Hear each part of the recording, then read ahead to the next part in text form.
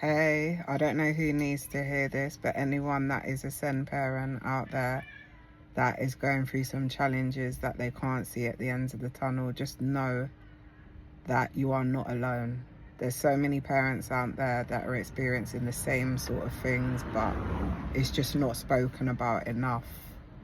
And I'm going through some challenges with my son, and sometimes it can make me quite withdrawn, not wanting to communicate with people, because sometimes people don't understand what you're going through.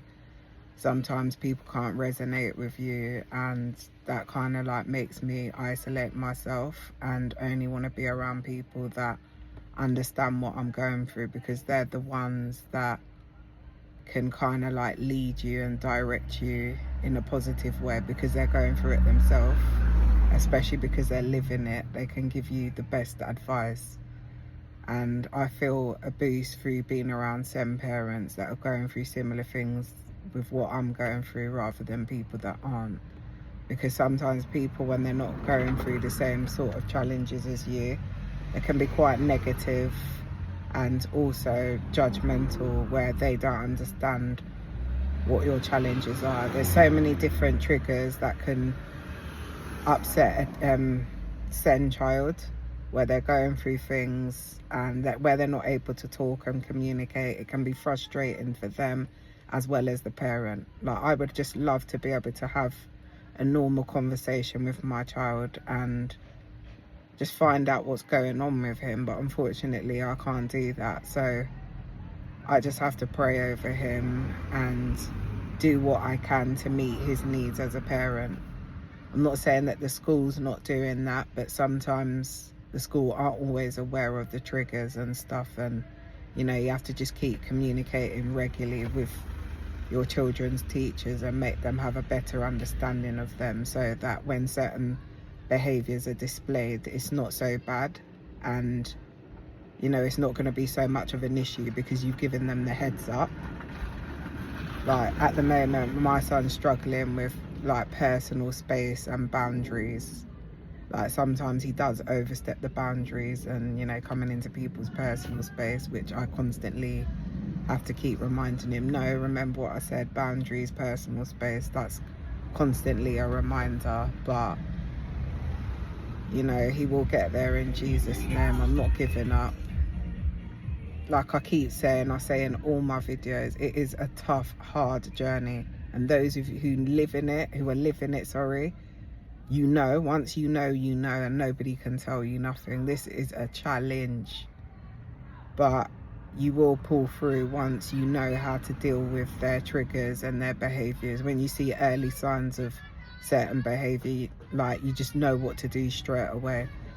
Look out for the triggers, find out what the triggers are, and try and deal with it in the best way you can as a parent, as a teacher, a carer, or whatever your position is.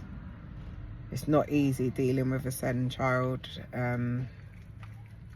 Sometimes they just get frustrated and it may look like they're getting upset for no reason. They know why they're upset. I mean, whether you know or not, that's another story, but you just want to know why your child's kicking off. And you know, sometimes it's upsetting as a parent because you just think, why can't I just have a child that can communicate with me?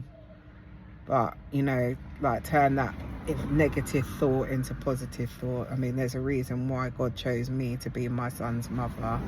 These children are very special, they're gifted, but in a different way. And you know, sometimes people can't see that they're very bright, intelligent people. It's just that they can't express themselves the way we can express ourselves. And I think that sometimes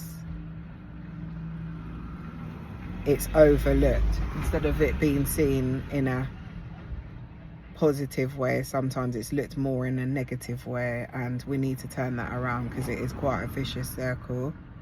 So like, we need to change our way of thinking and stop looking at it as a negative, even though it is draining and it takes a lot of energy out of us. Just still keep going as a reason of why we were chosen to be these children's parents.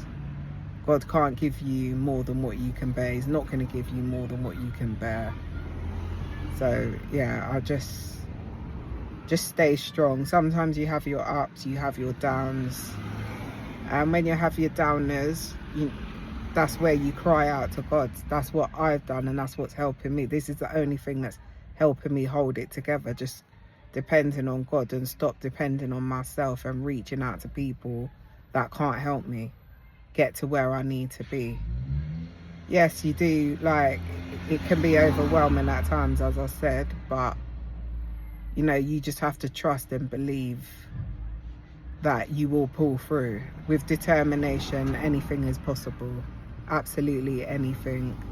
So for those of you that are struggling and not seeing a way out of this, you will find a way to cope and handle situations better when they're having their meltdowns and their triggers and stuff. Like, you will find ways to deal with it. As they get older, yes, it does get more challenging, but you know, like, you just get used to what the triggers are. You watch out for the triggers and you just work around it. That's my advice out there. Have a good day, people.